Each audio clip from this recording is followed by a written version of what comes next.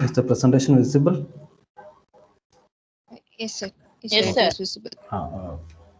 Okay, good evening all. Happy to meet you all once again in this series of lectures. So it is lecture 3 on probability and statistics uh, regarding competitive examinations. So in last two sections, we have seen the basics of probability and statistics, in particular random variables and standard distributions.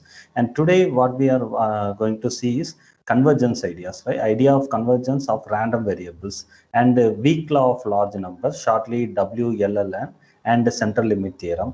We are not going to see in detail about the central limit theorem, but the idea is we are going to see the convergence ideas behind these concepts. Okay, so usually we speak about convergence in real analysis, in real domain, or in any metric space domain we can speak about convergence. So here in random variables also we can speak about convergence. So before that, I would like to start with the problem based on the contents what we have already covered in past two classes. So is there any ideas? So actually this one is CSA 2020 question. This one can be easily solved with the ideas of previous lectures. Try to read the problem. In an examination involving MCQ, a student works out the solution in 50% of the questions. In the remaining question, the student guesses the answer. However, when the answer is guessed, the probability that it is correct is 0.30. When the student works out the solution, it may be wrong with the probability 0.10. If the answer to a particular question is correct, what is the probability that the student guessed the answer? So this is what the question in CSIR 2020. So what is the idea behind this? What can we use to solve this problem? Is there any hint?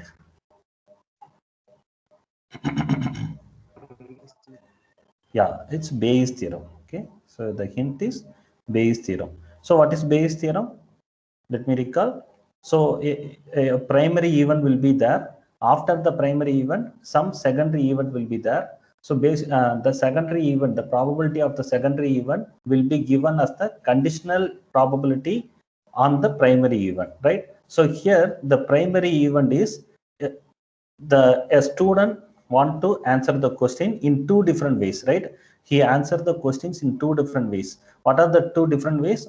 Either he works out and find the solution, or he guess and find the solution, right? So the primary events are he write examination, and sometimes he works out, and sometimes he guess the answer. Okay, now when workout, right, when workout, sometimes the question is wrong and sometimes the answer is wrong, sometimes the answer is correct. When he guesses, there also sometimes the answer is correct and sometimes the answer is wrong. So what is the probability for working out and for guessing? In 50% of the question, in 50% of the question he works out, and another question he is going to guess. Therefore the probability for working and guessing is 1 by 2, 1 by 2, first of all. So this one is primary event b1 and b2, we can call that as b1 and b2. So probability of b1 is equal to probability of b2 equal to 1 by 2, first of all. Then so then if he works out, what happened? The answer may be correct or wrong, but what is the probability for to be correct? The answer may be correct or wrong. However, when the answer is guessed, the probability that it is correct is 0.30. So if he guessed the answer, then the probability for correct is 0.30. Okay, when he guess, the probability for correct is 0.30. So it is 0.3. So what about work? So what about the answer for probability for the answer to be wrong? It is 0.7, right? So 0.3 and 0.7. So similarly, if it works out, what is the probability for the answer to be wrong? 0.10, sir. 0.10. Therefore, remaining is 0.9. Okay. So if he works out, then he can get correct answer with the 0.9 probability. If he guess, he will get correct answer with 0.3 probability. I hope you can understand this picture. Okay. He can work out or he can guess.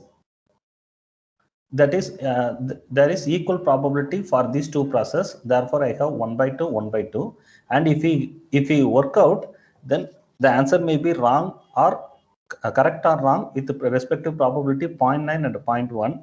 If we guess, then also the answer may be correct or wrong with the respective probability 0.3 and 0.7. Okay, so what is our question?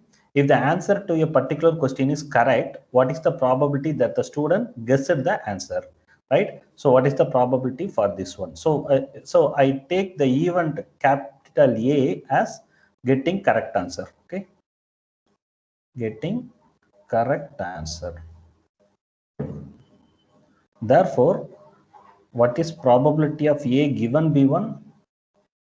Probability of A given B1 is getting correct answer when he work out. Okay, so this one is B1, so getting correct answer is 0.9.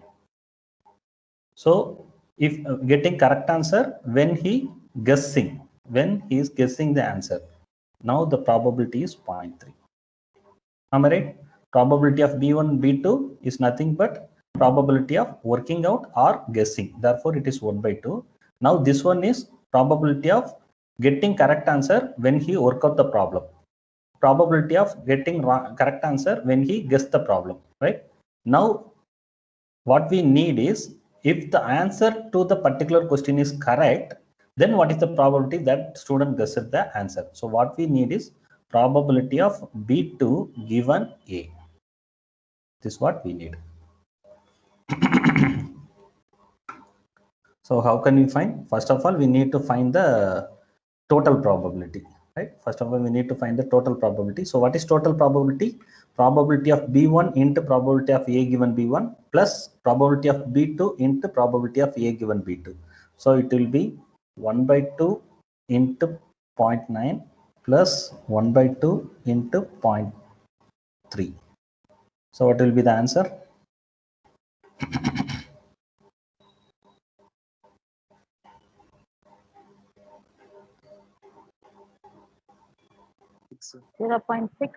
Zero 0.6. Okay, so this is the total probability. Now I need probability of B2 given A, therefore the corresponding term should be in the so should be in the numerator. So it will be 0.3 by 2 divided by 0.6.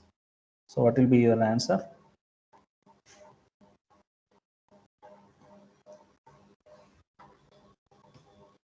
Point 0.25, right?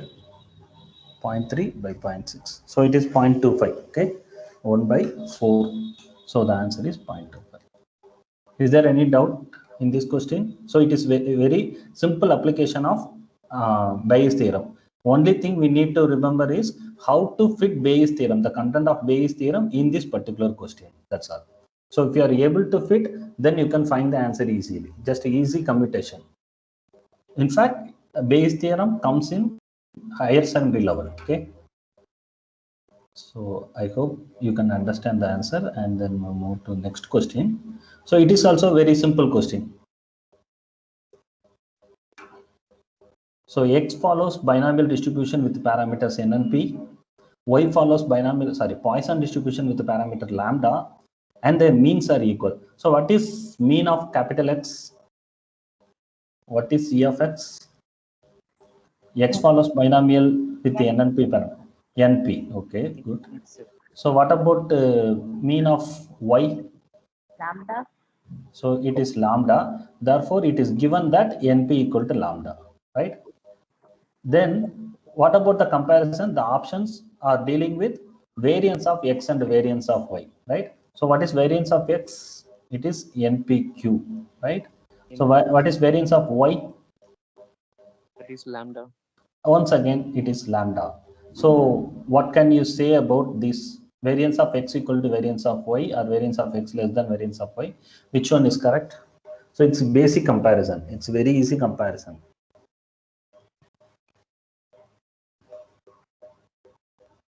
Variance of Y is less than variance of X. Yeah, variance of Y is NP, right? You say NP less than NPQ, right? Huh?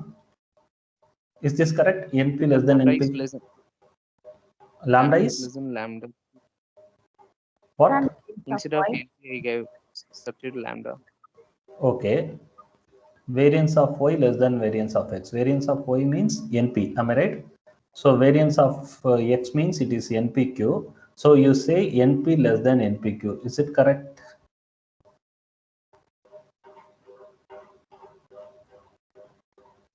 Compare these two Sorry, sir. quantities. Q. So actually Q is a quantity which is less than 1, right? So, this inequality will hold for binomial distribution. For binomial distribution, always variance will be less than NP. Whenever Q not equal to 0, so variance will be less than mean. Therefore, it is just basic comparison. So this one is correct answer. Okay. So which option I can take? This one, right? Variance of x less than variance of y. Yes, NPQ sir. Option less B. than, okay. So it is option B, right? So there are some basic questions based on the contents what you have covered in previous classes. So with this warm up, I try to move to today's topic. So what topics we are going to see today is Chebyshev's inequality, law of large numbers, and central limit theorem. Actually, what is Chebyshev's inequality? Here we are speaking about random variables. So as I already mentioned, we are going to see about the convergence of random variables. Xn converges to what? So we are going to speak about the convergence of random variables. In fact, always whenever we speak about probability, you can take very easy example. What is the average of uh, rolling a single die? What is the average of rolling a single die?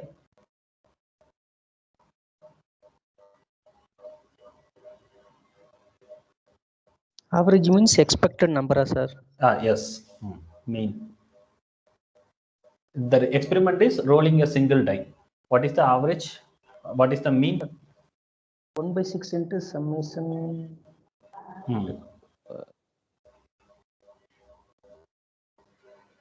Sir, 3.5, sir.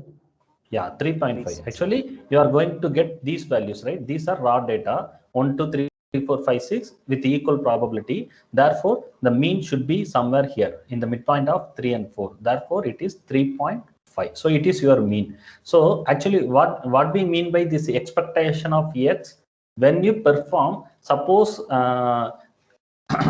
suppose you do the experiment 3 times or you do the experiment 4 times, you may not get 3.5 value. But if you repeat the experiment again and again and again for about 100 times or 1000 times or 10,000 times, then you may get the observed means, right? The observed means after you do that experiment, you find the average. First time you roll the die and find the output, that is x1 equal to that some output you will get. Then second time you roll the die and you get x2. Third time you roll the die, then you get x3. So in this way you get xi values. After that you find mean for them. That is called observed mean. But what is the expectation of x? Expectation of x is 3.5. So this observed mean, when you do the experiment infinitely, you can get the observed mean will up. You can see the observed mean will approach the expected mean, right? So that what happen whenever we do nice experiments or smooth experiments or unbiased experiments, right? So that so always we are we are very much interested about the mean of the random variables when the experiment is performed large number of times, right? So at that time we can say, first of all, Chebyshev's inequality tells you how the random variable lie in the, how much it lie in the neighborhood of mean. So lie in the neighborhood of mean means you get some mean expectation mu. Now within this neighborhood, how much it lies. So how much it lies in terms of probability, we need to do this. Actually, whenever we speak about neighborhood, whatever what the basic things we need center as well as radius. So here the center is mean. Okay, center is mean. So what is radius? Radius is nothing but standard deviation. So it is mu plus sigma, mu minus sigma. Sometimes you can take 2 times standard deviation. At that time, it is mu plus 2 sigma or mu minus 2 sigma. So x may lie in this neighborhood or may not lie in this neighborhood. But what is the probability for lying in this neighborhood? Is there any bounds? So that bounds is given by Chebyshev's inequality, first of all. Then law of large numbers. Law of large number tells you when you perform the experiment infinite times, this absurd means, as I mentioned, absurd means approach expected mean. Here the random variable lies in the neighborhood. Here absurd means approach expected mean. The mean of that random variable, observe the random variable, approach expected mean. So whenever we speak about approach, we discuss about, we work on convergence, right? So similarly, third one is very important. Most of the time, most of you people have come through this result. So for large numbers, normalized sum of random variables. What is normalized sum of random variables? So instead of taking simple mean, so you can find xn minus mu by sigma.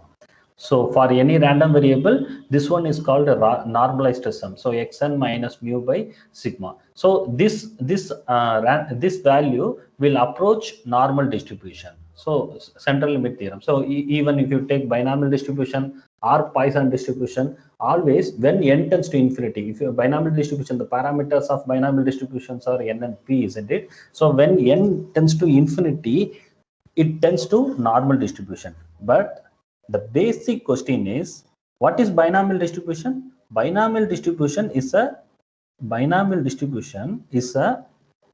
discrete random variable, right? Normal distribution is a continuous random variable. But how they converge, how they are equivalent? So that's what the basic question. How can we define convergence between discrete random variable and continuous random variable? How a discrete random variable converges to some continuous random variable? So we need to speak about the convergence. The idea of convergence is important in these three topics, right? So based on these three topics, so many questions may be asked. But anyway, our idea is to understand the idea of convergence behind these three results. Before that, we must know what is the previous statement of these three results, right?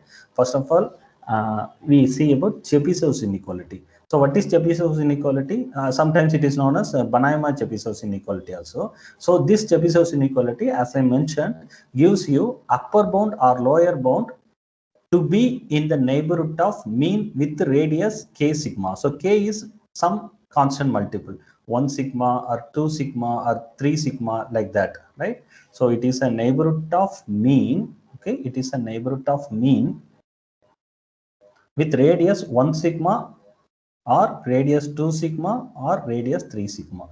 So what is the probability for the x to lie outside of this interval, right? So greater than or equal to k sigma means outside of this interval. What is the probability? The minimum probability is 1 by k squared. Sorry, the maximum, at most it is 1 by k squared, right? So what is the probability to lie inside this neighborhood? It is at least 1 minus 1 by k squared. Okay, so this is what Chebyshev's inequality. So Chebyshev's inequality give you the probability for capital X to lie in the neighborhood of mu with radius k sigma. Sometimes this k sigma can be considered as a single constant. Therefore, we can adjust this right hand side like this. So probability of x minus e of x greater than or equal to some particular constant, always less than or equal to variance of that random variable divided by c square. So you can adjust here. So this is another form of Chebyshev's inequality. In set examinations or TRB examinations, most of the times you can see problems on Chebyshev's inequality to find the probabilities, right? So here I give you one example on Chebyshev's inequality. First one is a symmetric die is thrown 600 times. Find the lower bound for the probability of getting 80 to 126s, right? So here here the question is how sixes, getting sixes, right? Getting sixes. This is what the experiment. I'm going to roll a symmetric die 600 times and the probability of getting 6 should be in this neighborhood 80 to 120. So actually what is mean of this one? So now I can consider this experiment as a binomial experiment. A binomial experiment with success as getting 6 and failure as getting any other number. Okay, so what is mean? Expectation of x is equal to, so if it is binomial distribution, so x means it the number of sixes you get. Okay, number of sixes you get, so it follows binomial distribution with parameters n and p. So what is p when you get 6? 1 by 6. 1 by 6. So it is np, means n is how many times you perform the experiment? 600 times. So it is 100. So what is variance of x? Variance of x is npq. So it will be 100 into 5 by 100 6. into 5 by 6.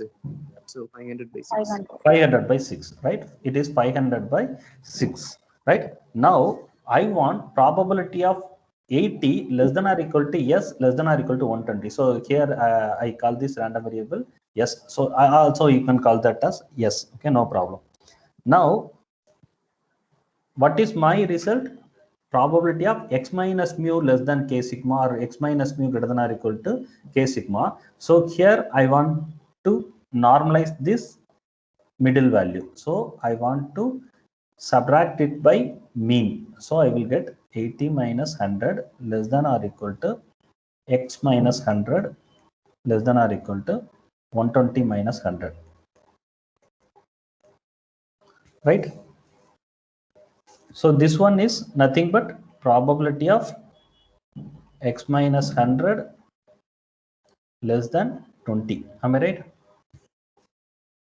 Because it is 20 neighborhood, right? It is 20 neighborhood, 20 radius, 100 centered neighborhood. Okay, it lies in minus 20 to plus 20.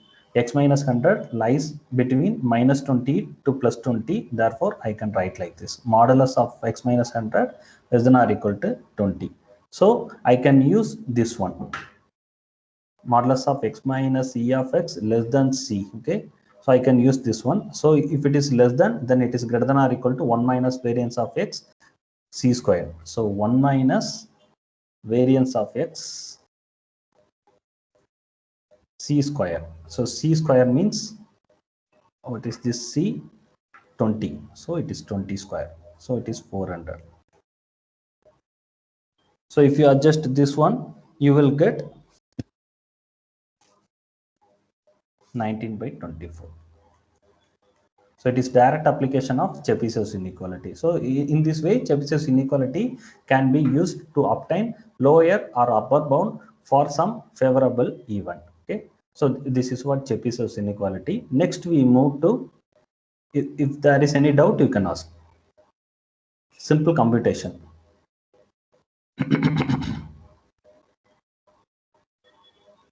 Okay. So next I give an important definition in this theory: convergence in probability. Actually in real analysis you may come across several type of convergence. For example, pointwise convergence, uniform convergence, almost everywhere convergence, convergence in measure, right? So in measure theory you have these two types of convergence. In ordinary real analysis, that means in metric spaces you have these two types of convergence: pointwise and uniform convergence, right? So here also in terms of probability we have a convergence. What is that convergence? Xn converges to some particular constant, right? Xn reaches that constant, or Xn lies in the neighborhood of that constant, a plus epsilon, a minus epsilon. Am I right? Modulus of xn minus a less than epsilon means this one. Xn lies in this neighborhood of a, and we find a probability for that.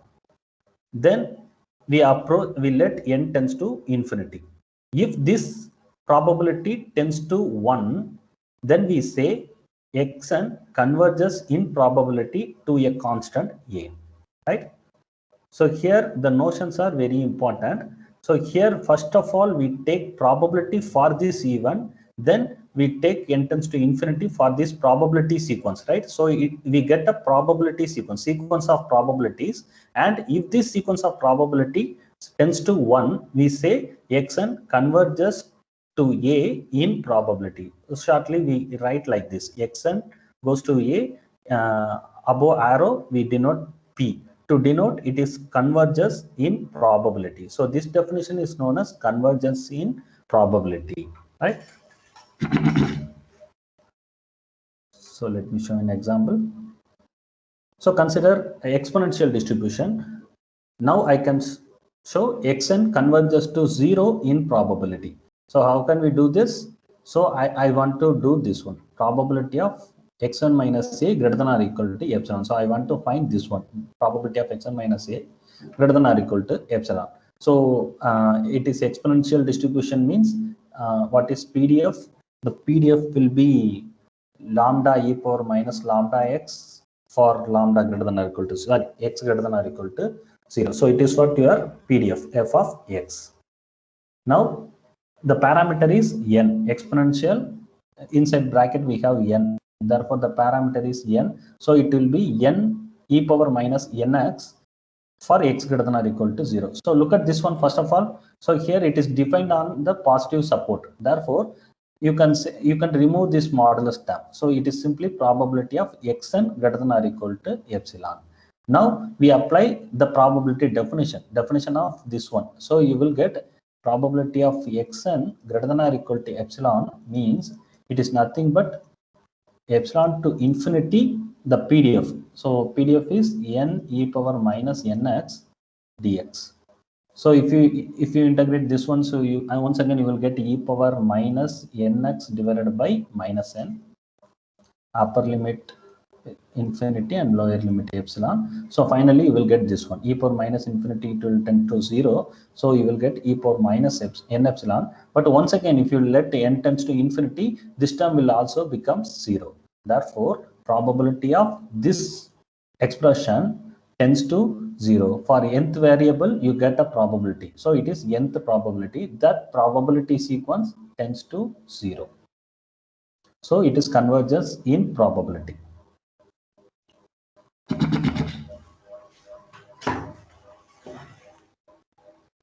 Based on this convergence, we say a theorem on random variables. So if you take a sequence of random variables and if mean mu n and standard deviation sigma n of nth random variable exist, also if the standard deviation tends to 0, right? If the standard deviation tends to 0, always standard deviations gives you the spread of your random variable away the mean, right? So if the standard deviation tends to 0 as n tends to infinity, then xn minus mu n, so it will be a random variable, it converges to this 0 in probability, right? So the proof is very easy, it can be obtained from Chebyshev's inequality. Just I apply Chebyshev's inequality and I apply this condition, sigma n tends to 0, then I get this one. So we started to speak about the relation between xn and mu n when n tends to infinity. That means xn means nth random variable, mu n means its mean, right? Therefore, the random variable approaches its mean as n tends to infinity. This is what we get from Chebyshev's theorem. The important condition here is sigma n tends to 0. The standard deviation should tend to 0. So here the convergence is convergence in probability. So here the important things on these topics is convergence. Which type of convergence we are speaking. So most of the times, so for example, let me show you a problem first.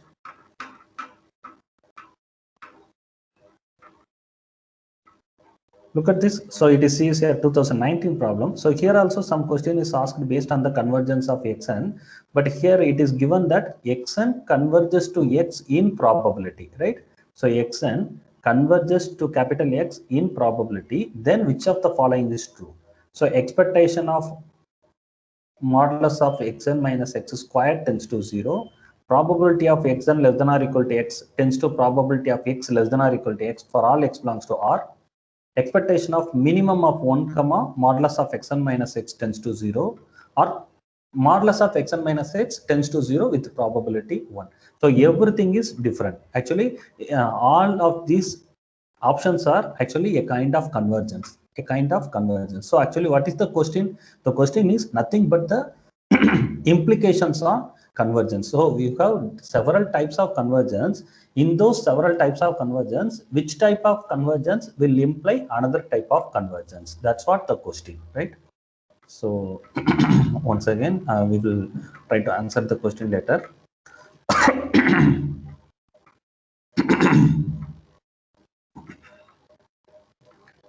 So before that, we will try to complete it.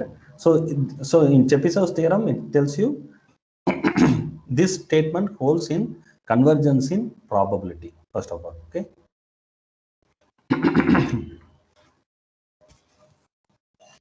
Sorry.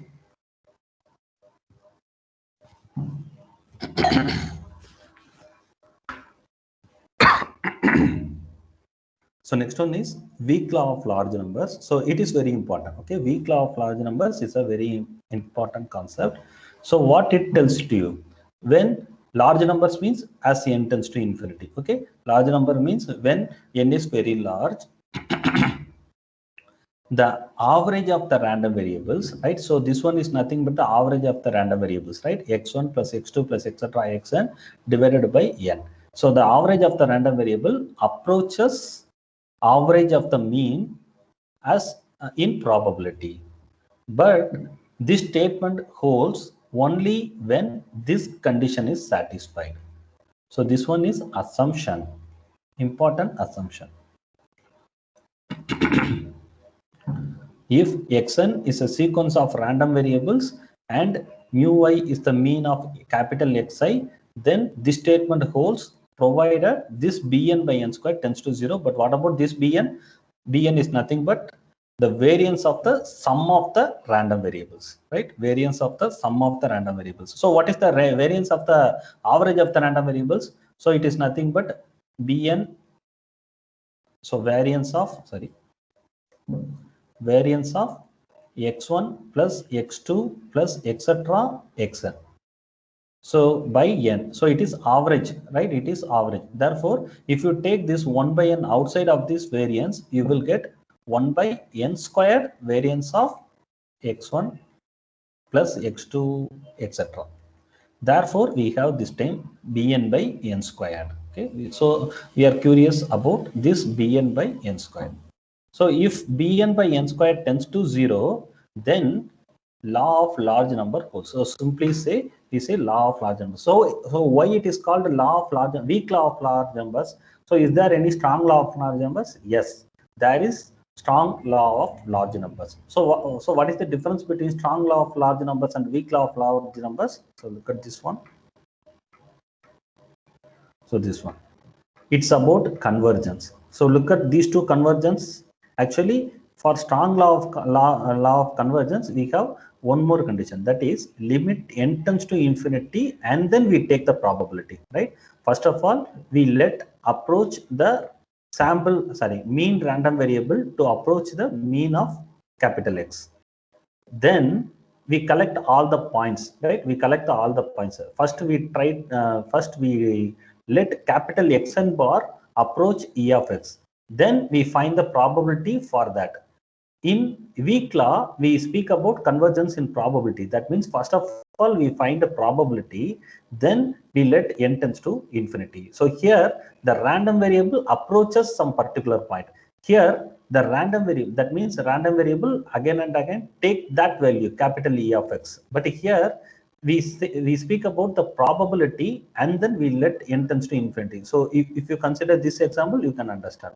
So if yn is independent with yn equal to 1 with 1 by n probability and 0, 1 plus 1 by n probability. So this yn is nothing but a simple random variable with 0 and 1 values with the probability 1 with 1 by n probability, 0 with 1 minus 1 by n probability, right?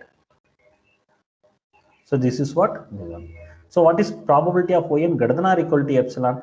Probability of yn greater than or equal to epsilon means it lies in the neighborhood of 0. So what is the probability of lying in the neighborhood of 0? So what is the probability of lying in the neighborhood of 0? So what is the probability to attain 0?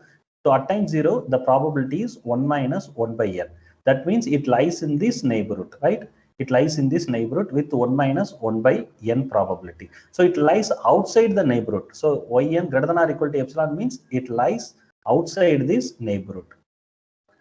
Lies outside the neighborhood with the probability 1 by n. So yn takes 0 with probability 1 minus 1 by n, and yn takes 1 with probability 1 by n. It lies outside means it takes 1 with probability 1 by n. So what is limit of this probability? So the probability will tend to 0. Limit yn will be equal to 0. But what about yn converges? Yn convergence means yn takes value after some particular stage, right? So convergence of functions. Therefore, yn takes a particular value after finite stage. So it is not possible because always there is a positive probability for 1. So always infinitely it takes 1. Infinitely it takes 1. So here what we mean by this second statement is after finite stage this yn will approach a particular value, but it is not holds here. Actually, this type of convergence is known as almost surely convergence. So you have another type of convergence.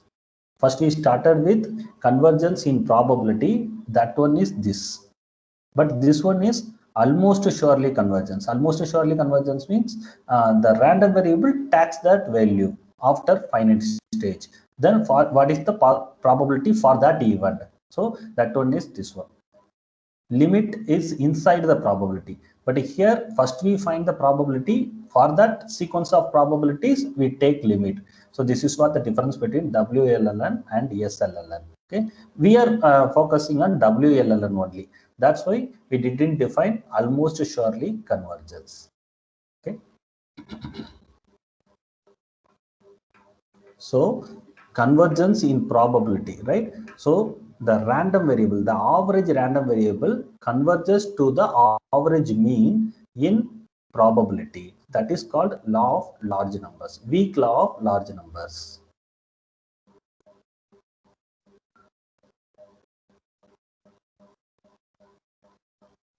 Look at this. So it is roughly what is the meaning of law of large numbers, right? With the probability approaching unity or certainty as near as we please, we may expect that the arithmetic mean of the values means this one, x1 plus x2 plus etc. xn by n, actually assumed by n random variables, will differ from the arithmetic mean of their expectations. So this one is this one, mu1 plus mu2 plus etc. mu n divided by n by less than any given number. So arbitrarily small. So you may wonder why the variable does not assume this value. So one more example, let me give. I take xn equal to 1 by n with probability 1 by 2 minus 1 by n with probability 1 by 2. Now I say probability of xn modulus of xn less than epsilon. So what is this one? Limit tends to infinity. So limit tends to infinity means, so what is the mean of this xn? What is the mean of this random variable?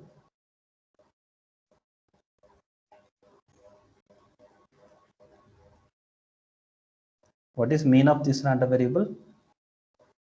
Xn equal to 1 by n with probability 1 by 2 minus 1 by n with probability 1 by 2. 0, right? So it is 0, right?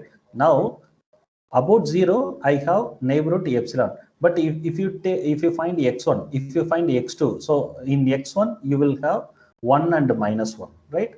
0 will be here. If you find x2, it will be 1 by 2 and minus 1 by 2. Then if you find x3, 1 by 3 minus 1 by 3. So after some finite stage, okay, after some finite stage, it's nothing but ordinary convergence of numbers, right? After some finite stage, this xn will take only the values inside this neighborhood. Therefore, this probability will be 1, right? After finite stage, this probability will be 1. Therefore, this probability tends to 1. So this is what convergence in probability. But anyway, xn will not be 0, right? Xn will not take 0 for any time, right? Because always xn will take 1 by n or minus 1 by n. Always for any n, xn equal to 0 does not hold. So that is what the difference between convergence in probability and convergence of functions, right? So this xn will not converge to 0.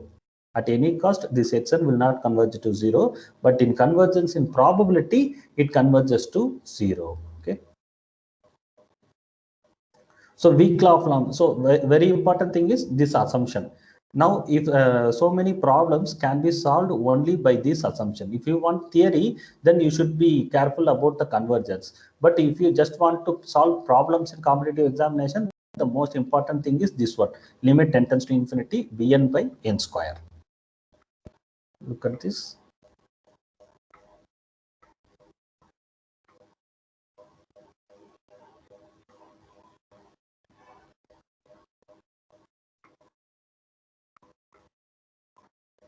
Yeah, look at this one. Two values with probabilities, equal probabilities, I power alpha and minus I power alpha. So xi is a random variable attaining probabilities I power alpha and minus I power alpha, and I want to show law of large numbers can be applied. That means law of large number holds if alpha less than 1 by 2. So how I am going to do? Just I am going to apply this bn by n squared idea. So what is bn? It's about variance. Therefore, first of all, we need to find the mean. So what is mean? So what is xi? Xi is assuming I power alpha and minus I power alpha with probability equal probability. So therefore 1 by 2, 1 by 2. So probability of xi. So what is expectation of xi? Expectation of xi is the point value into its probability plus this point value into its probability. They are equal and different in sign, equal in magnitude but different in sign. Therefore, this expected value will be 0. Am I right? What is E of xi square? E of xi square means I need to square this value and I need to multiply it with probability. So I will get 2 times I power 2 alpha divided by 1 by 2. So it is I power 2 alpha. I square this xi value and multiply it with probability 1 by 2. Then I sum them. So here I power 2 alpha, here once again it is I power 2 alpha. Therefore, expectation of xi square will be I power 2 alpha. So what is variance of xi? So variance of xi is again I power 2 alpha. Expectation of xi square minus expectation of xi. But what I need bn, variance of summation xi, right? Summation xi. So also these variables are independent. Therefore, I can distribute this variance inside the summation. Finally, I will get for first one it is 1 power 2 alpha. Second one it is 2 power 2 alpha. Finally, I will have n power 2 alpha. So what is this summation? This summation is nothing but integral 0 to n x power 2 alpha dx. So this is a basic relation between ordinary numbers and integration, right? Summation and integration. This summation can be considered as this kind of integration. So when n tends to infinity, these two results are same. Therefore, here what is this one? X power 2 alpha plus 1 divided by 2 alpha plus 1. 0 to n. So the answer for the Bn is n power 2 alpha plus 1 divided by 2 power n power 2 alpha plus 1 divided by 2 alpha plus 1. So if you take Bn by n squared, it will be n power 2 alpha minus 1. Okay, if you take Bn by n squared,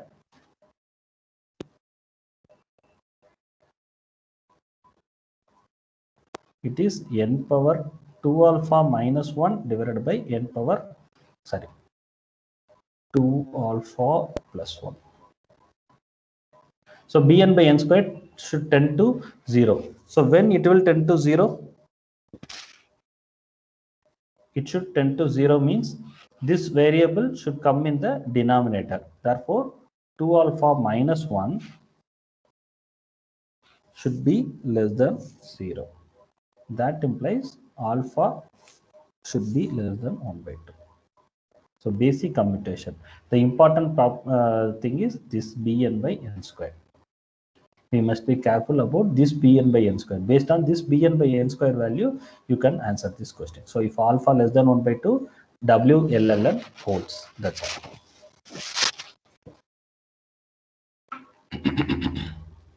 We find for the random variable, we find most of the times the random variable will look like this one, a simple 2-point function or simple 3-point function. For that one, we need to find expectation, variance, and this Bn value. Only we have some difficulties in finding these Bn values. So this Bn by n square tends to 0. So we must let this Bn by n square tend to 0. What is the necessary condition for that? From this, you can say if alpha less than 1 by 2, WLLN holds for this sequence of independent random variables.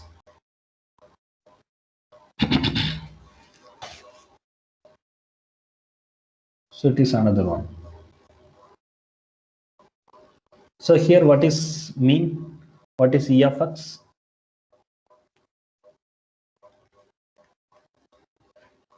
It assumes 2 power k and minus 2 power k with same probability, 0 with remaining probability. So what is E of x? E of xk.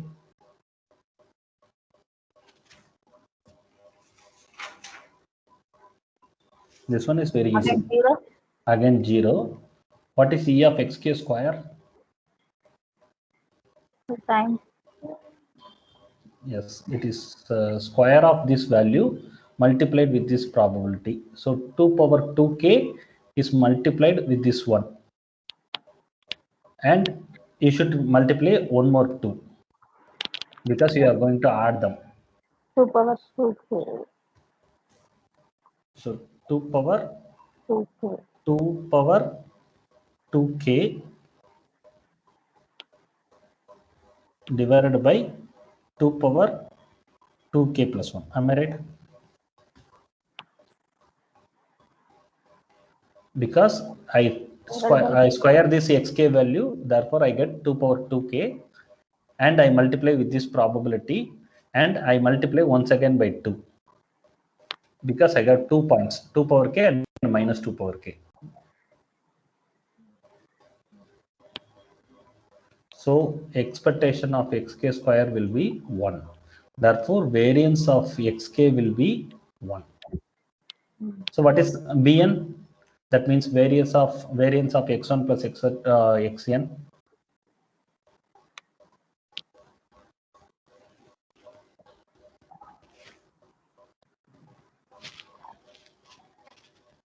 Variance of summation xi, I equal to 1 to n. Xi's are independent. Xi's are independent. So it is n. So what about Bn by n square? It tends to 0. 1 by n. So 1 by n, it tends to 0. Therefore, WLLN holds for this sequence of random variables. So this is how we find WLLN holds or not for the given set of random variables. Okay. So in WLLN, the convergence, the idea of convergence is convergence in probability. So weak law of large numbers can also be stated like this. Mean of the random variable converges to mean of the means in probability, provided Bn by n square tends to 0 as n tends to infinity. And what are the necessary conditions here? What are the conditions we have used?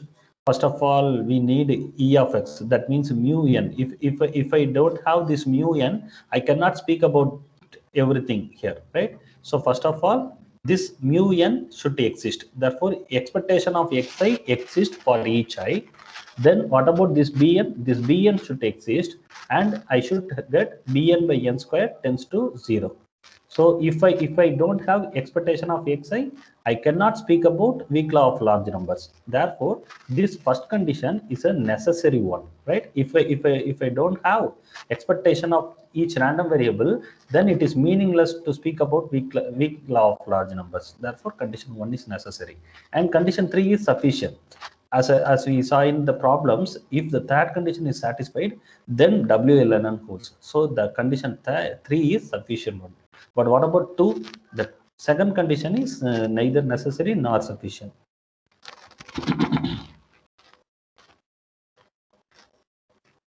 So the important thing about weak law of large number is this quantity, Bn by n square, okay, in problem solving. And in theory, the convergence is convergence in probability, right? So here we have convergence in probability. And some another set of random variables. So they are called IID, identically independent distributor random variables. So identically independent distributor random variables means always you can split this E of xi values, summation E of xi into E of x1 plus E of x2, etc. E of xn. Also you can split this variance, also variance of summation xi also you can split whenever you have IID, identically independent distributor random variables. You can split these functions, these quantities, right? At that time, what will happen? Immediately, this law of large number will start to hold, because everything you can split everything. So you can split everything means then this will automatically imply this one. So law of large numbers holds for IID. So if in the question, if they give you IID, the random variables, the random sample, what you are taking is IID, then you can easily say the law of large number holds. But it should satisfy the necessary condition. It should satisfy the necessary condition. If the necessary condition is satisfied, then you need not to check about this condition, Bn by n square. So the important thing about IID is you need not to check Bn by n square. This one will imply from IID. Therefore, we need not to check about this Bn by n square. Only thing we need to verify is whether E of xi exists or not. Okay. So here we have two type of convergence. First one is convergence in probability. Another one is convergence almost surely. So it is another law of large numbers. Very first defined by Bernoulli. So Bernoulli's large number tells about only the Bernoulli's random variable, right? If you take Bernoulli random variable and if you have mean and variance like this NP and NPQ, then x by n. So what is x by n? X is actually the random variable, the value of the random variable. Capital X is value of the random variable. N means number of times you repeat the procedure. So it gives you the proportion of success. How many times this X will give you the number of successes. This N is nothing but number of times you do that experiment. So here you get the exact proportion of successes. So expectation of x by n will be P, and variance of x by n will be PQ by n. So you can apply this one. Immediately you will get this one. Probability of x by n minus P less than epsilon will tend to 1. If you apply Chebyshev's inequality through this, if you apply Chebyshev's inequality here, you will get epsilon by something. If we try one more problem, I think we will do this computation. So look at this. Use Chebyshev's inequality to determine how many times a fair coin must be tossed in order that the probability will be at least 0.9, that the ratio of the observed number of heads to the number of tosses, right? So this is what x by n, number of heads. So x is number of heads. I take x as number of heads. What is this quantity? This underlined quantity, observed number of heads to the number of tosses, ratio of the observed number of heads to the number of tosses. So this is nothing but x by n. So what I need, the probability should be at least 0.9 when x by n lies in this neighborhood 0.4, 0.6. Therefore, probability of 0.4 less than x by n less than 0.6.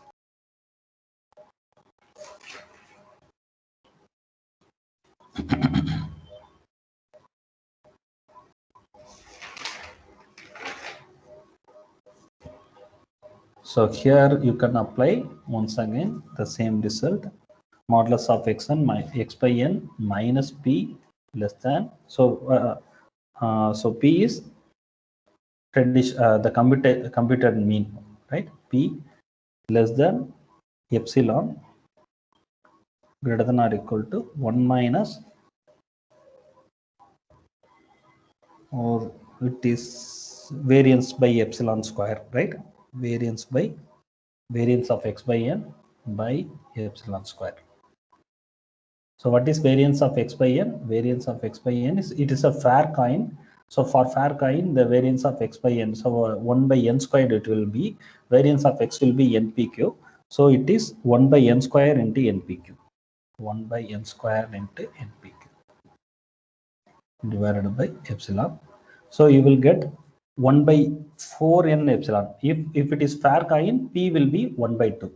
P will be 1 by 2. So you will get 1 by 4n epsilon square. 1 minus, okay,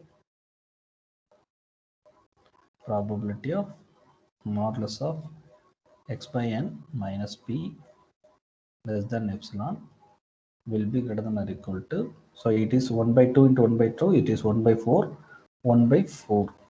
So 1 minus 1 by 4n epsilon square. So what about this one? 0.4 less than x by n less than 0.6. So what is value? 1 by, so I can take this one as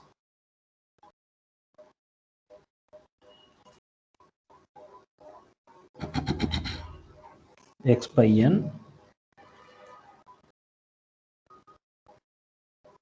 minus p less than 0.1, right? So here, because p is 1 by 2, therefore just I adjust it. So minus 1 by 2 I will give. So I will give this inequality less than 0.1. So this epsilon will be less than 0.1. So it is 1 minus 1 by 4n 0.1 square. Everything is little bit commutation, therefore I skip them. So I will get this value. Okay, if you use Chebyshev's inequality properly, you will get this value 1 minus 1 by 0.04n, but I need the minimum probability will be 0.90. So 0.9. So I'm going to equate this 1 minus 1 by 0.04n to 0.9, and finally n will be equal to 250. So already I have computed this because it is tedious computation. So answer will be 250. The idea is you apply Chebyshev's inequality for this Bernoulli's law of large numbers, and you can compare the last obtained quantity with this 0.9. What is your required probability, right? So what is your required probability? 0.9. It should be at least 0.9. Therefore, I can compare this quantity with the 0.9 and I can solve and I can get n equal to 250. That means if I do the experiment 250 times, if I toss the coin 250 times, then the ratio of x by n will lie in this neighborhood 0.4 and 0.6.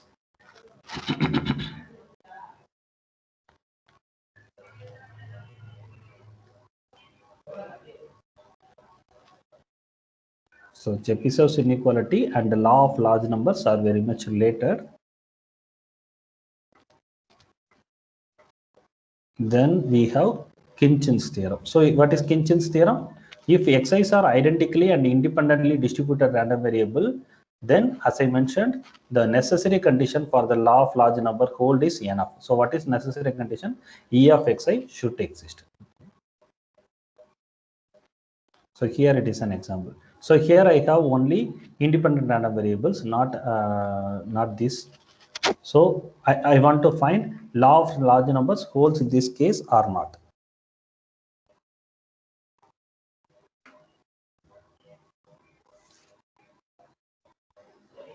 So if I find expectation of xk for this random variable, so always I find expectation, right?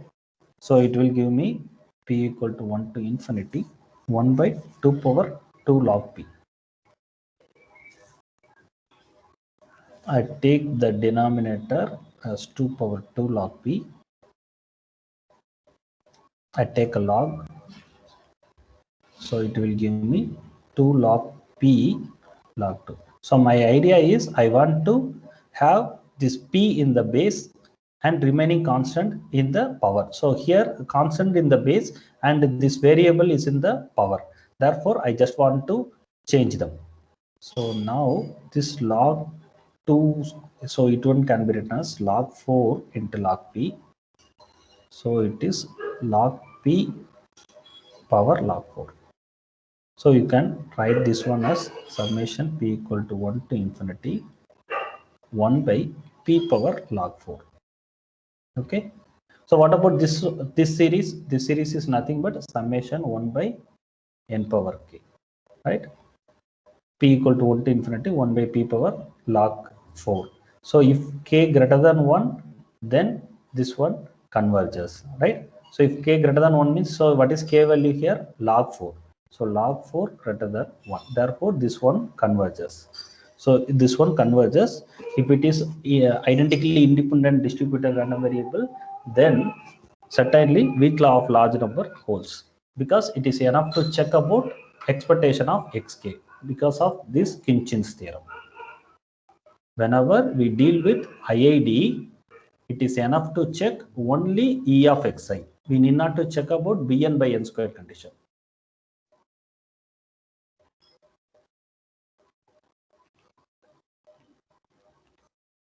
Okay. Let me move to the next topic, a very important topic, that is convergence in distribution. So the next topic is convergence in distribution. So in today's talk, in the beginning, I asked you a question: how a random variable, how a discrete random variable can be converges to a random variable which is continuous, right? So here it is possible in convergence in distribution, right? Such type of convergence is possible in convergence in distribution. So what plays the important role here? The important role is played by the distribution function, capital F, the distribution, the cumulative distribution function, right? The cumulative distribution function CDF. CDF plays important role in convergence in distribution, because whatever your random variable capital X is discrete, no problem. Your random variable is continuous, no problem. Always this F will satisfy certain condition. This F, the cumulative distribution function, always it's a function from R to 0, 1. Am I right? R to 0, 1. Always CDF is look like this. When limit f of minus infinity extends to minus infinity, value is 0. Limit extends to infinity, f of x is 1.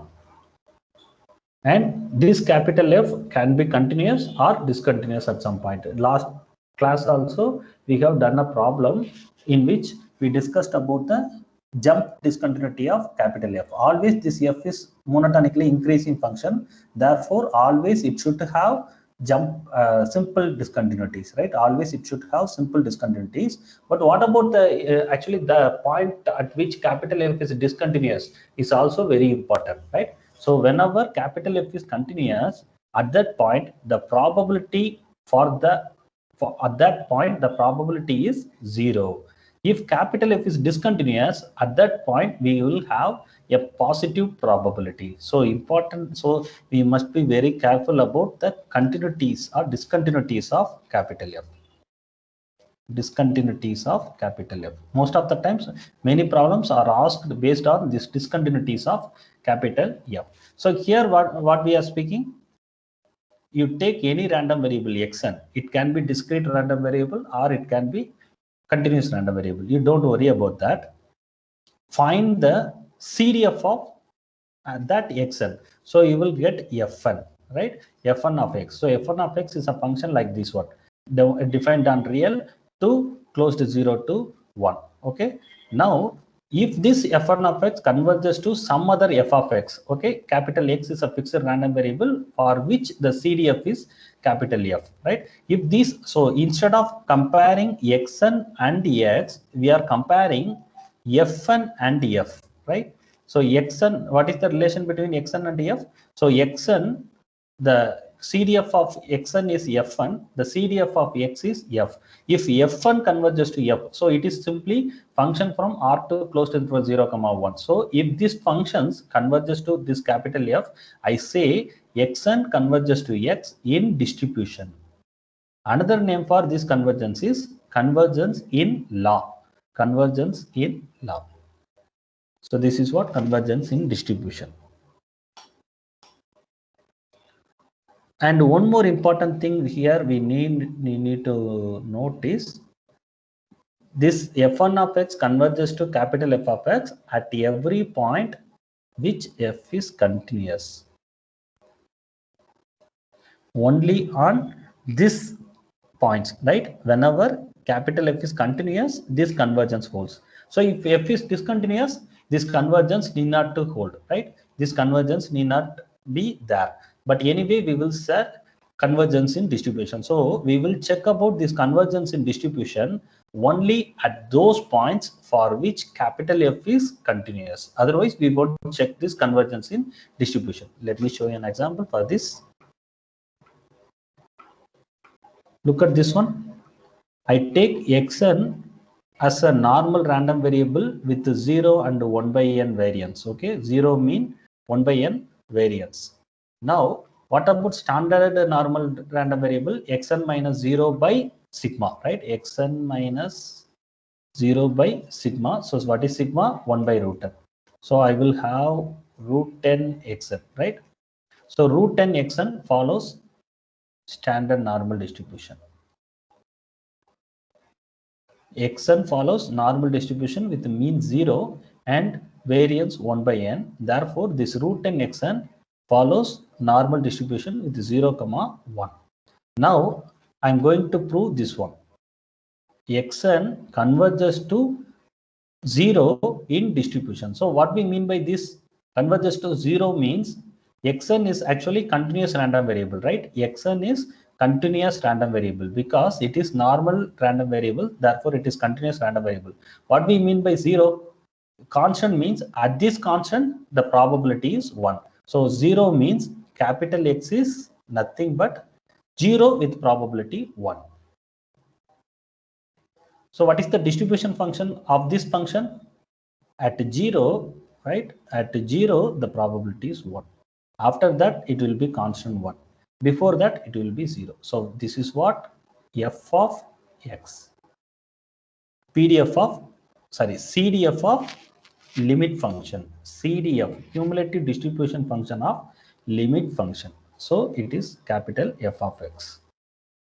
Now look at this. For t less than 0, f1 of t, that means nth random variable, that capital F, the CDF of nth random variable will have this condition. So what is this one? When n tends to infinity, so t is less than 0, t is negative, n tends to infinity means it tends to minus infinity. Therefore, f of minus infinity, you will have f of minus infinity. Therefore, it will be 0. If t greater than 0, you will have f of infinity. Therefore, it will be 1. Sorry, it will be 1. Okay. So whenever t less than 0, we have the probability tends to 0. Whenever t greater than 0, we have the probability tends to 1. So once again, we get the same distribution function. So this random variable capital Xn converges to this random variable capital X in distribution. So this is what in distribution. But what about this point? In this point, we have a discontinuity, right? In this point, we have a discontinuity. Whether capital F converges to this? No, because at 0, f1 of 0 equal to 1 by 2, because this one is standard normal variate. Therefore, for the standard normal variate at 0, the probability is 1 by 2, right? So f1 of 0 is 1 by 2 for any n. Therefore, it converges to 1 by 2. But what about f of 1 by 2? F of 1 by 2 is 1. That means this convergence, once again I tell, this convergence in distribution, when we speak about convergence in distribution, the property of this sequence of function converges hold only when capital F is continuous. If capital F is discontinuous, this property may hold or may not hold. Okay, this is what convergence in distribution. So why we say about convergence in distribution? Convergence in probability helps you to define WLLN. So convergence in distribution helps you to define important theorem CLT, central limit theorem. So if you have IID, then always this Sn is asymptotically normal. What we mean by asymptotically normal? Sn converges to normal distribution in distribution. Convergence in distribution, right? So D. So this is what asymptotically normal. Actually, in central limit theorem, you have so many varieties, right? Variations, right? So based on that variance, we need to give the assumptions and the conclusions. Sometimes assumptions will be higher and the conclusion will be weaker. Sometimes assumptions will be weaker, but conclusion will be stronger. It's based on the book what you are studying, right? It's based on the author who is explaining CLT. Okay, so this one is standard CLT, Lindenberg-Levy theorem. Another type of variants are also available. Okay.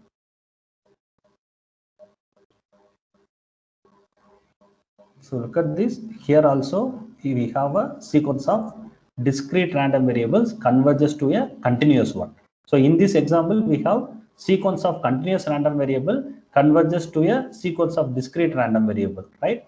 Here sequence of discrete random variable converges to sequence of converges to a limit which is continuous random variable.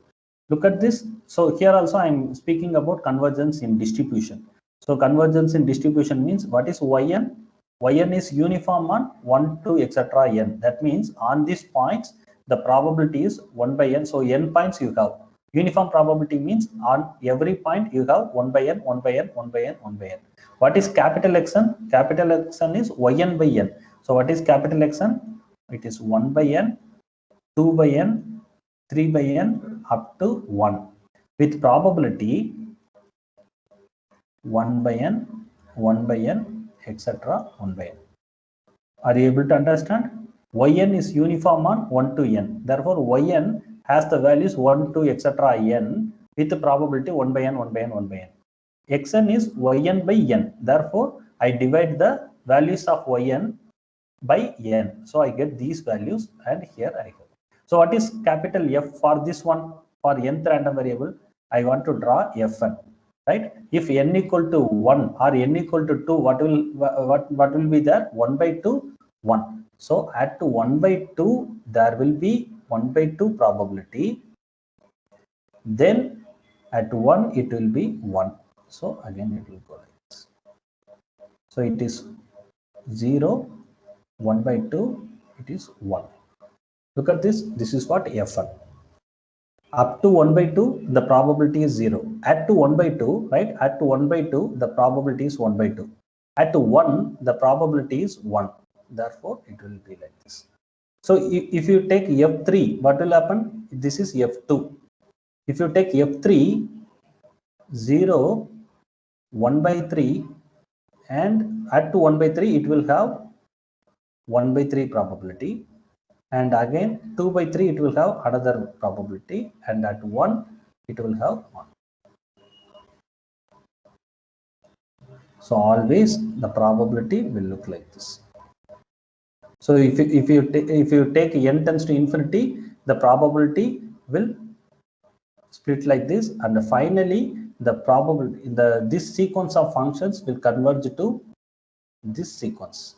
So which is nothing but CDF of uniform distribution on closed interval 0, 1. So on finite cases, it gives you simple functions. Then finally, it gives you this function, f of x equal to x. So this is nothing but distribution of uniform distribution. Okay, CDF of uniform distribution. Therefore, this sequence of discrete random variables converges to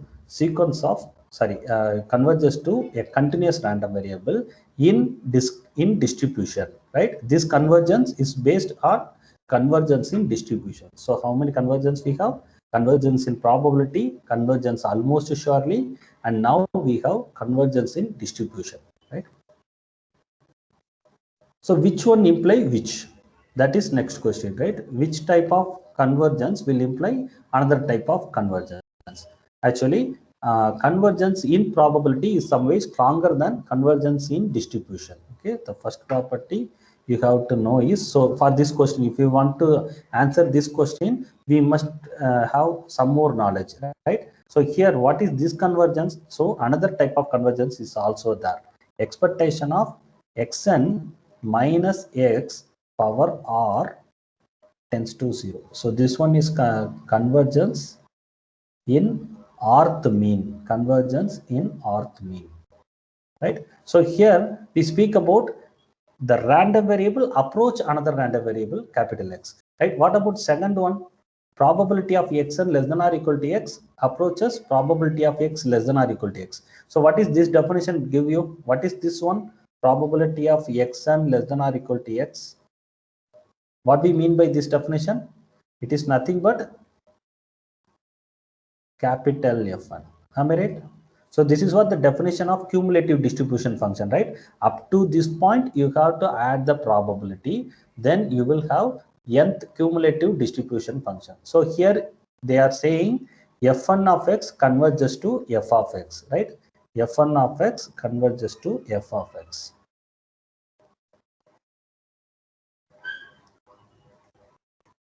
For all x belongs to R. That's what important. So in the assumption, we have convergence in probability. Now I told you xn convergence in probability, right? Convergence in probability will imply convergence in distribution. But what about convergence in distribution? Convergence in distribution means only when capital F is continuous, this property hold. Otherwise, it may not hold. For example, this sequence, right? Already we saw this sequence, right? So here we see convergence in distribution. But anyway, this property does not hold at particular point, right? This property, that means Fn of x does not converge to Fn of x does not converge to f of x at x equal to 1 by 2, right? So it is what given here, right? For all other points, Fn of x converges to f of x because capital F is discontinuous at 1 by 2. Therefore, only at that point, this convergence does not hold.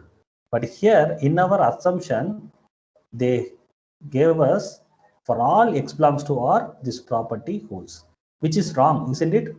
Xn converges to x in probability will give you convergence in distribution. Convergence in distribution means whenever capital F is continuous, this property will hold.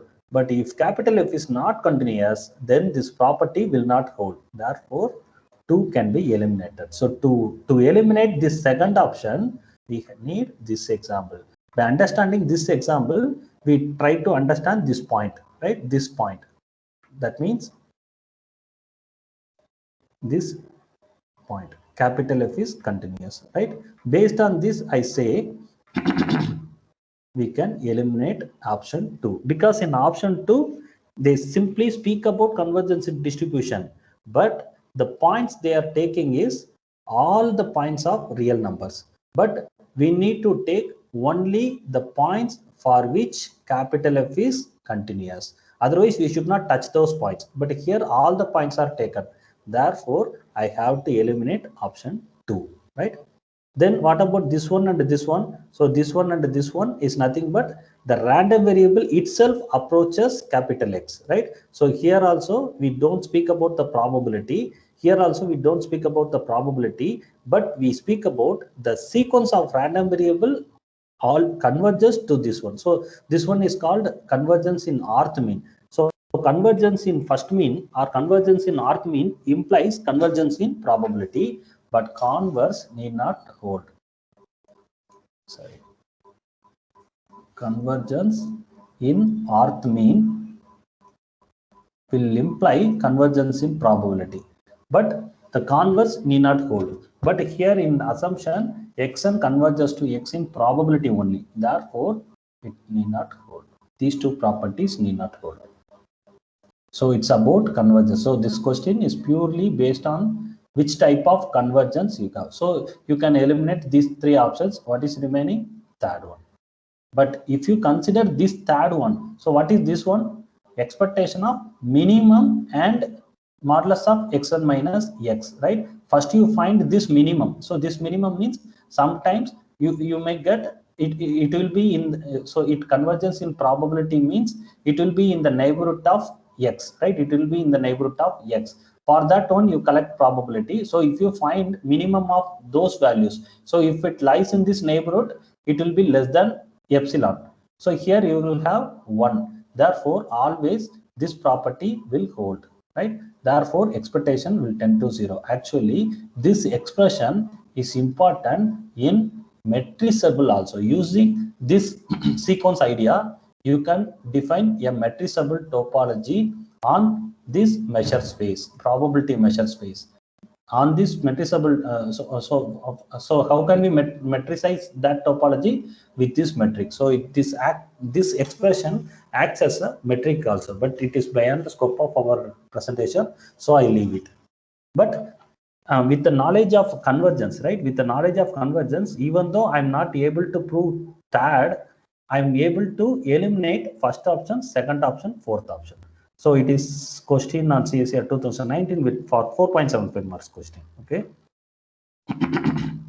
So here they are asking about which type of convergence imply what type of convergence. That's all. Implications among the convergence. So how many types of convergence, other convergence are there? Convergence in rth mean, convergence almost surely,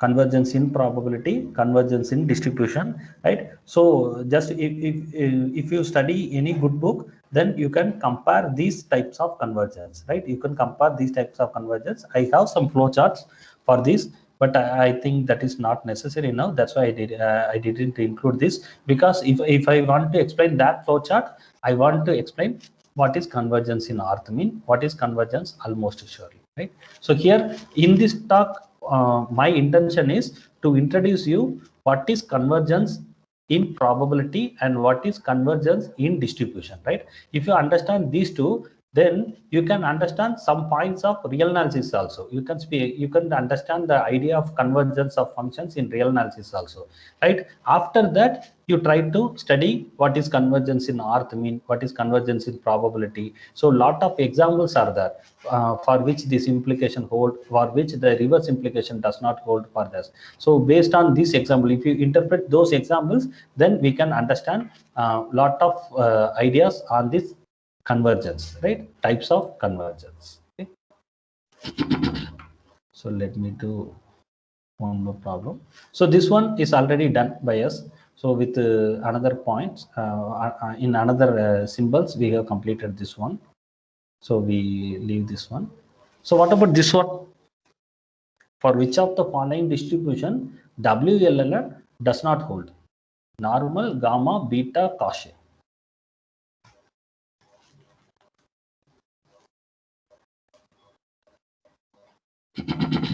So first necessary condition is we need to speak about the mean, right? We need to speak about the mean of the random variables, right? So last month itself we have started standard distributions, right? So is there any important property regarding mean for these 4 random variables? One is peculiar. Among these 4 random variables, one is very peculiar. Even in many examinations, they will ask that ask about that random variable. Regarding mean, it has a peculiar property. Its answer is Cauchy.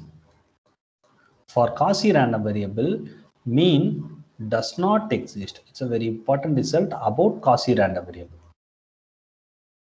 For Cauchy random variable, mean does not exist. So mean does not exist means it does not satisfy the necessary condition itself. Therefore, WLLN does not hold. So in this problem, we didn't check anything, right? We didn't compute anything. Simply, we checked the necessary condition for WLLN, and for Cauchy it does not hold. Therefore, I remove Cauchy. So this one is the answer.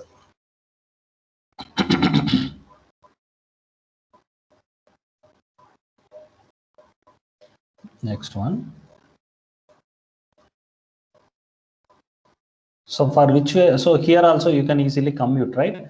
For n, also if you look at the points, right? N and minus n are obtained with the probability 1 by 2 n squared, and this 0 is obtained with probability 1 minus 1 by n squared. So if you perform, if you let n tends to infinity, then the probability of taking this n and minus n is reducing, right? When n tends to infinity, this value tends to 0, right?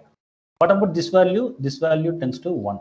So here the probability, if you consider the probability, then also you can compute bn by n squared for this, because this is nothing but independent random variables.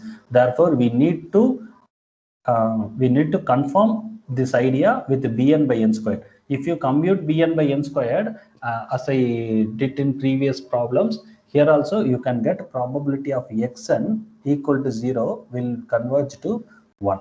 Therefore, WLLN hold for this one. But what about a strong law of large numbers?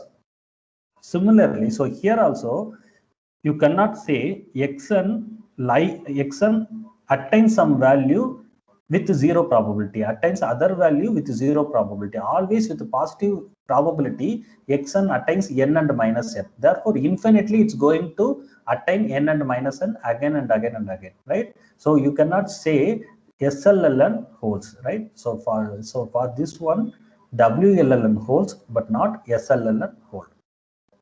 So it is option A. But how can we prove WLLN? Using bn by n squared. So here I give you just a rough sketch for this. So using bn by n squared, you can prove WLLN holds. But how can I prove SLLN does not hold? Because I have points with positive probability. For any nth random variable, I have points with positive probability other than mean. So what is mean here? Mean is, again, it is 0, right? Mean is 0. So apart from mean, I have points for which my random variable takes with a positive probability. Therefore, SLLN does not hold.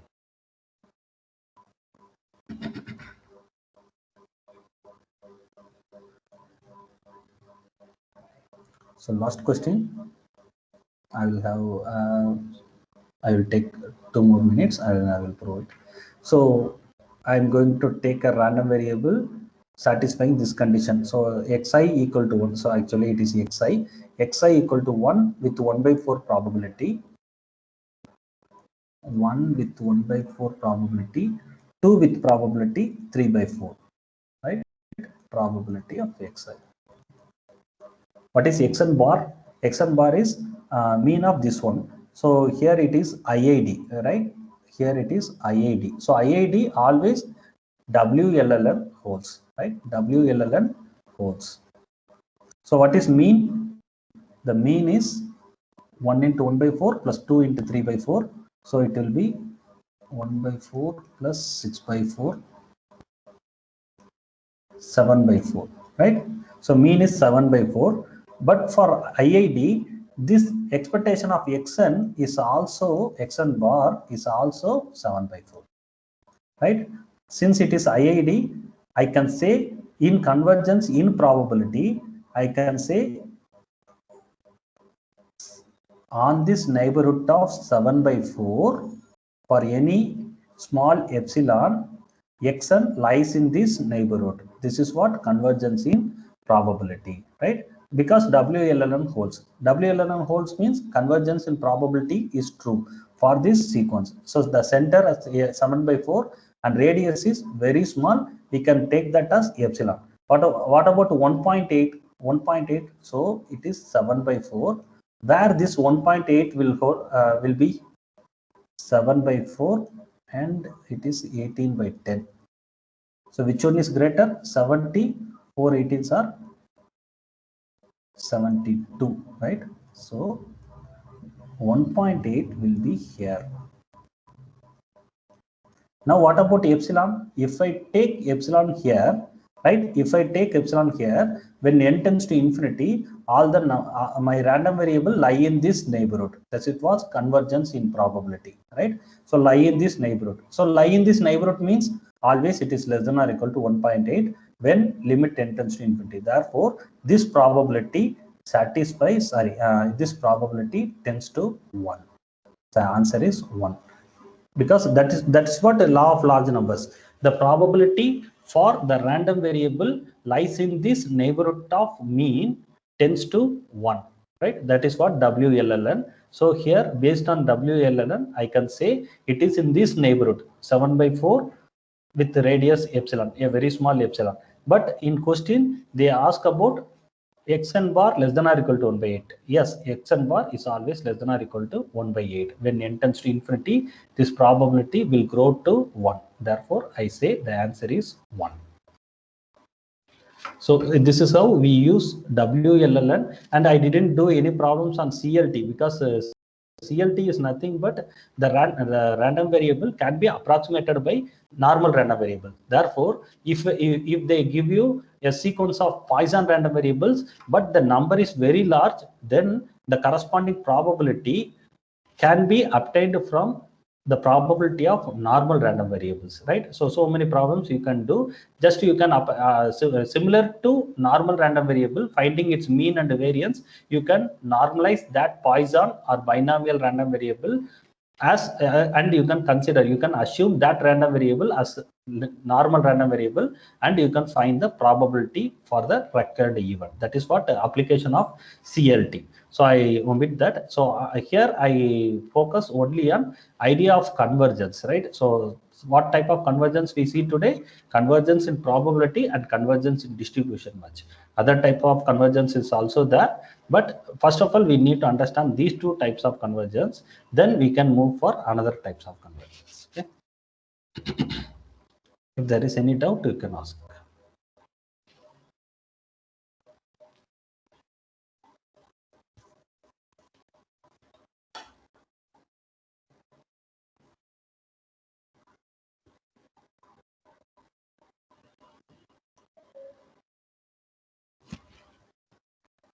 Sir. Hello. Thank you, sir. Thank you, ma'am. Thank you, ma'am. The participants, you can ask if you have any doubt.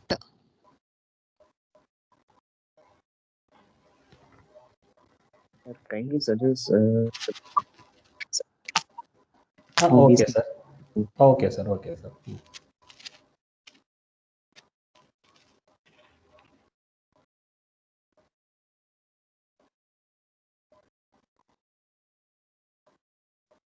So in case of no doubts, I think we can end the talk. Okay, sir. Thank you. Thank you. Thank you. Thank you, Sir Anand, sir. Thank you.